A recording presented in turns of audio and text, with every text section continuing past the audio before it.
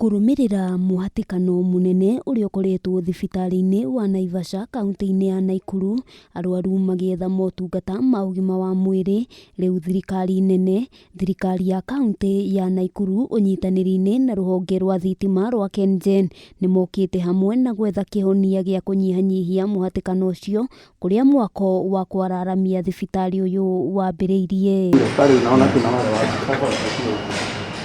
Namba nene ya arwaru thibitari-ini uyu ikoragwo aria matunganite na mitino ya barabara-ini nene ya Naivasha guthie Mai Mahiu, na aingi maroragio thibitari-ini uyu gwetha urigitani, na kumana na gukundera kwaguo arwaru matumagwo thibitari wa PGH Naikuru ona kana thibitari munene wa Kenyatta guku Nairobi.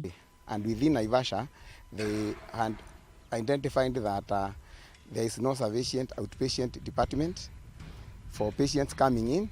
There are no sufficient diagnostic equipments, and so the aim now was to build a modern outpatient departmental block and put to those facilities.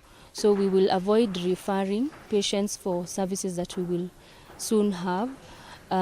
So one is that it's going to limit them in terms of movement, which is going to make the quality of healthcare even better for the patient, because everything you'll need will be under one wing. So kimanjika gia ciringi mirioni 331 nicio ikuhuthika hari gutigirira mwaka uyu ni warugama, na hari mbeca icio ruhonge rwa KenGen ruheanite ciringi mirioni 300, na waki uyu utanyitwo kurikirira gugikinyiria muthia wa mwaka uyu na uritungatagira arwaru othe gutari na muthutukanio.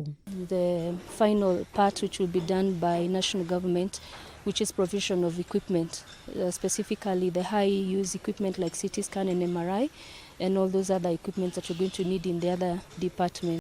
Unyihu wa urigitani hamwe na indo cia kuheana motungata ni mamwe ma maundu maria mahotomagia motungata makinyaniru thibitari-ini uyu, na kuringana na umwe wa abitha Angeline Ithondeka, kwaramio gwa thibitari uyu ni undu ugukorwo uri wa mwanya muno, amu ni ukunyihia ikuo cia arwaru na gicunji kia 70% iria ikoretwo ikiyumiria.